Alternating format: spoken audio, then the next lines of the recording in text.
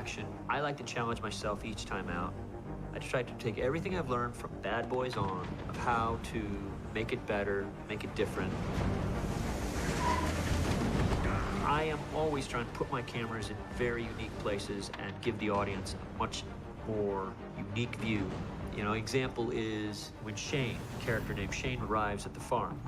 I had this vision in my mind after I used the Phantom Flex, which is a very, very high-speed digital camera. I realized that your sense of time and space get warped, and the human mind can't track what is the correct time. And if you start throwing 3 or 4 things at an audience in the screen, their brain can't compute, oh, that car should be going faster or slower, or that grass is going too fast. It just starts to warp in their mind. And I knew that it would be an extremely cool shot to have a car on a crane, have it traveling, and I wanted someone to run into the front tire. Going like this. And I've got a wonderful crew. A lot of them have been with me 16, 17, 18 years. But my crew was like, how are you gonna do this shot? I don't get it. We kept having meetings about it. I said, guys, I don't wanna have any more meetings about it. Enough talk. Just get me 3 air motors, get me a crane that can move the car 10 feet and make a very, very soft foam tire so the stuntman can't hit his face very hard. So when we did this shot, I just told the stuntman to run hard at this tire, hit his face. The secret sauce, there's always secret sauce in my shots. The glasses and the goop in his mouth. He just had to spit it out to make it look like he's getting whacked in the face. And then finally, when I showed them the Phantom Flex at speed, at very high rate of speed, maybe shot it. I'm not going to give that. I'm not going to give it to future directors. They'll figure it out on their own. Oh. But I showed the crew, and they're like, oh, I get it. I get it.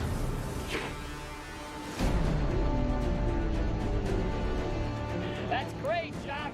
You know, I've done enough big-scale movies where there's a point when it's just, here's the menu of what I need to make my shots. I will tell you on the day, this is how we're going to do it, and let's cut this meeting short, because I have other meetings to attend to.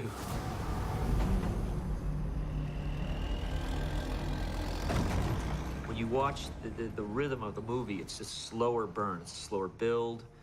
There's not a lot of wham-bam action right in the front, intentionally. And then when they get on that spaceship, there's a series of big set pieces all in a row. It keeps going. We were the first movie in the world to use the IMAX 3D digital camera. And it really, when you see that cable sequence, especially the way it was meant to be shown, which is in IMAX, Oh my God. you really get this sensation when you walk out on the cables.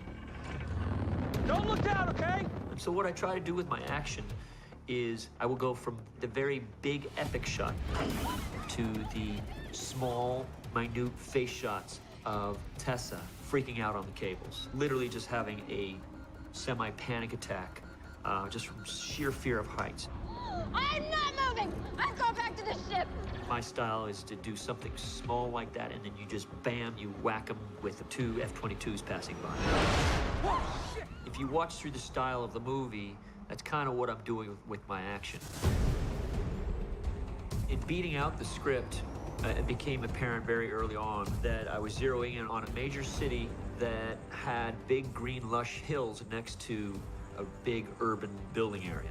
And that leaves you basically with Rio, Hawaii, Oahu, and Hong Kong. Visually, I'd been to Hong Kong, and I've always thought it was a stupendous place to shoot a movie.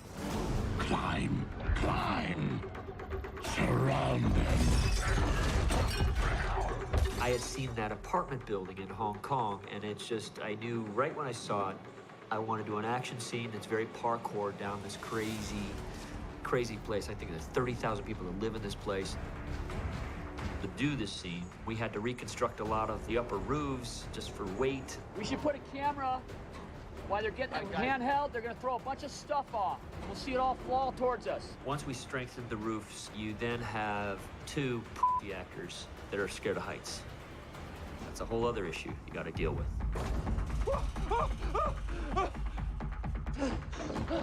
I wouldn't do it, but I've had a lot of experience dealing with actors like that because generally they're afraid of heights. I'm afraid of heights, but you basically get in their face and say, what are you doing? You're gonna get up there. These guys are pros, get on a cable, let's go. All right, everyone ready? Here we go, and roll cameras. And unbeknownst to me, When you shoot in Hong Kong, they have a whole different style. They are not allowed to lock down anything. No roads, no streets, nothing. And I'm not used to that at all. But an example, a car chase, this is how they do it in Hong Kong. We're shooting on the roads. We would have stunt people that would sort of block, slow the freeway, as we have other stunt people now in a street that's kind of clear from our group slowing the traffic in a way. We're in a van with a door open here and a back door open there and 2 cameramen, handheld, a lot of it's handheld, and just kind of raw. Oh, get out of the way! And it is fun shooting like that, I gotta tell you. Go, go, go! There's a lot of humanity there, and they don't stop for anything.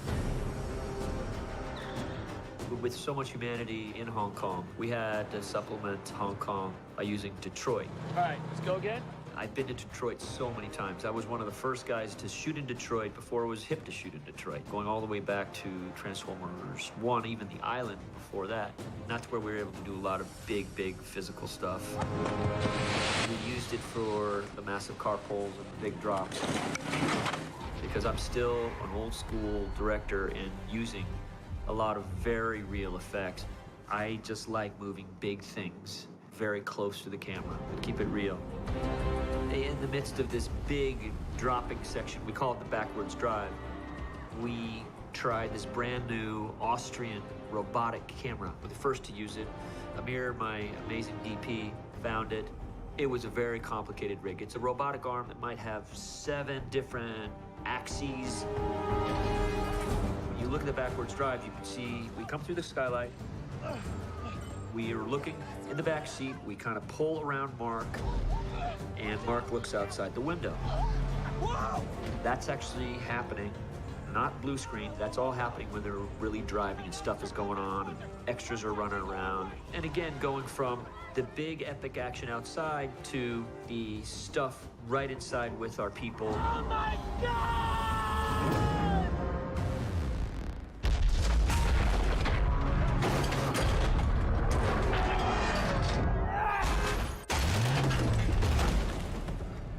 And then I knew early on I wanted to really get them inside. We call it the noodle shop, where they drive inside.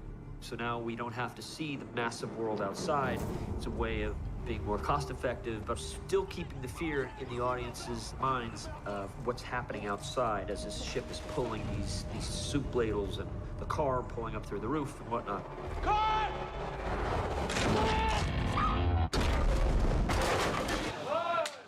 Right behind you. I knew when I got to the silo scene that I wanted to make it just about our cast and the 3 of them. The 3 of them that started in this little innocent place called Texas, and it was those 3 that were going to help with Optimus and Bumblebee. They were going to help take down Lockdown. So I wanted a very close quarter kind of fight, and everyone doing kind of the one thing that the best of what they like. Jack being the driver, Mark having that alien gun, and Nicola doing anything to save her dad. Drive!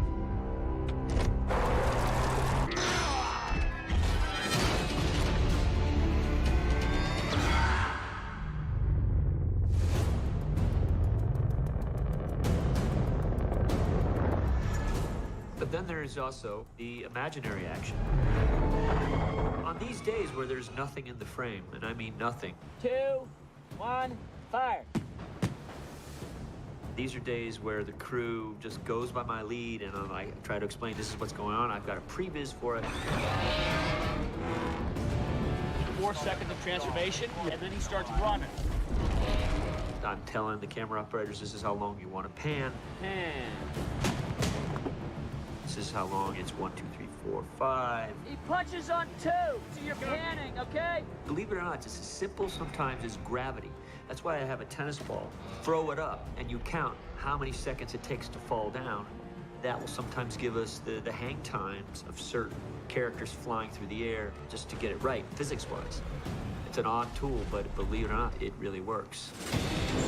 These movies are extremely fun to do. You're showing the true goodness of the Autobots, good fighting evil, with good, hardcore, fun action. That's what I keep trying to do with these movies, time and time again.